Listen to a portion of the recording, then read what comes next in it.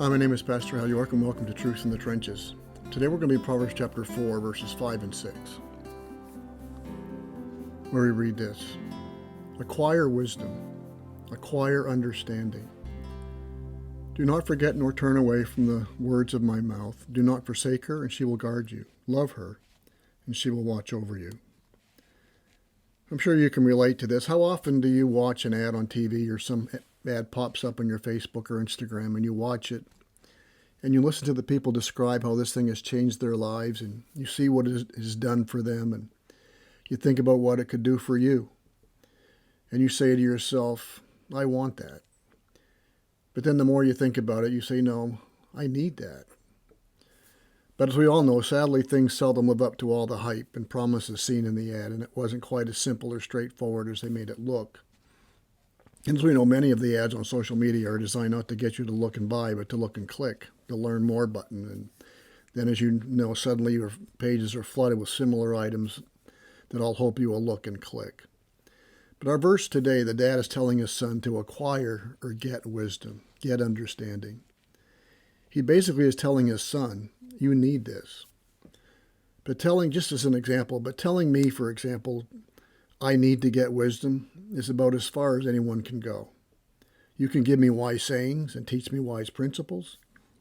You can put it in front of me. But before it will do me any good, it has to move from you want this to me saying, I need this. I need to get wisdom. Lots of people say they want it, want all kinds of things. But saying I need it is to take me to the next level. I need to do whatever it takes to get this. Proverbs is saying all through the book, I need wisdom. Here's what wisdom will do for me, for my personal life, for my relationships, for my walk with the Lord, my family, my finances, my relationships with those outside of Christ. When I have said I need wisdom and desire to begin to apply it to my life, then and only then do I begin to see the value and the blessing of wisdom. The next verse, verse 7, puts it quite simply. The beginning of wisdom is acquire wisdom. And with your acquiring, get understanding. Well, this weekend's Thanksgiving, and if you want to learn how to cook a turkey, the first instruction would be buy a turkey. You want to learn how to be wise? The beginning of wisdom is to acquire wisdom. The beginning of wisdom, but with that goes the admission that I don't have any wisdom. I need to get it. I need to acquire it. And this is where many people come up short. The biblical wisdom is not a mishmash of the Bible and fleshly or worldly philosophy. That describes much of what is passed off today as biblical wisdom or biblical counseling.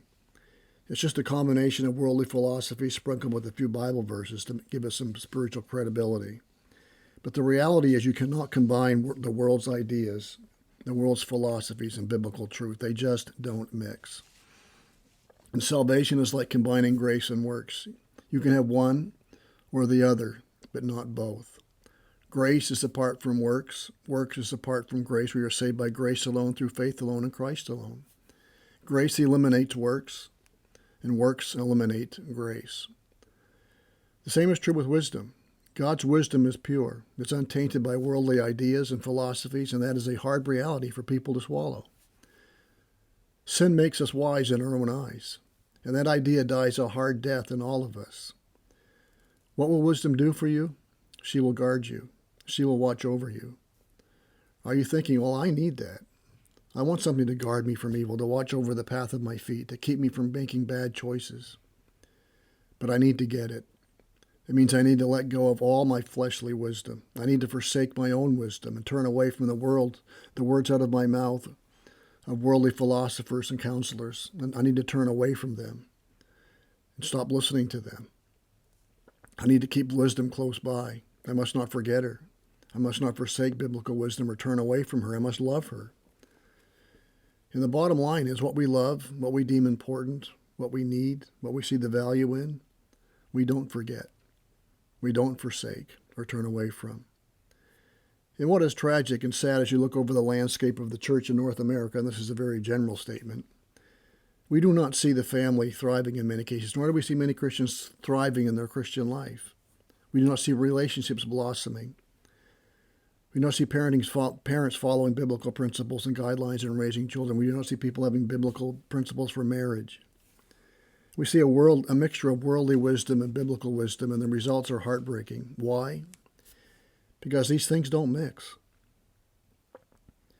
If you get in an airplane to fly from Toronto to Los Angeles, you've all heard this example. If you get in an airplane to fly from Toronto to Los Angeles and the coordinates are wrong at the beginning of a flight, even if it's off by 1 point, it may not seem like much at the beginning. But 5 hours into the trip, as you begin to land, you will not be landing in Los Angeles. You'll be hundreds of miles from your intended destination. But that's also true in Christian living. That's what happens if you mix worldly philosophies and biblical wisdom. It may not seem like much at first, but 5 years into your marriage, 5 years into your parenting, and your walk with the Lord, where you find yourself is not where you were expecting to be. The results in your life and in your marriage and your parenting are not what you were expecting. There is the wisdom of the world, and there's a wisdom from God, and they do not mix.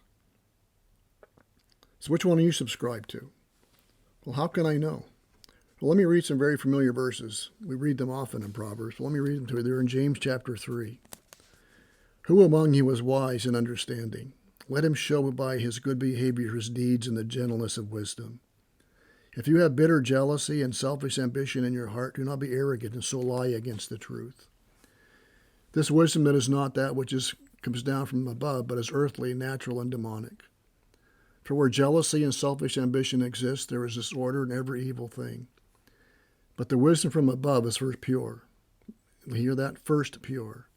Then peaceable, gentle, reasonable, full of mercy and good fruits, unwavering, without hypocrisy. And the seed whose fruit is righteousness is sown in peace by those who make peace. Which wisdom have you subscribed to? Worldly wisdom mixed with biblical wisdom is no wisdom. It doesn't work. It doesn't mix. Biblical wisdom is biblical wisdom, unmixed with anything else. Acquire wisdom. Acquire understanding. Do not forget nor turn away from the words of my mouth. Do not forsake her, and she will guard you. Love her, and she will watch over you. There's a wisdom of the world, and there's a wisdom of the Word of God. Which one are you subscribing to? It's one or the other, not both. So may this truth guide us and guard us in the trenches of life as we seek to live our lives for the glory of God and the good of others. May God bless.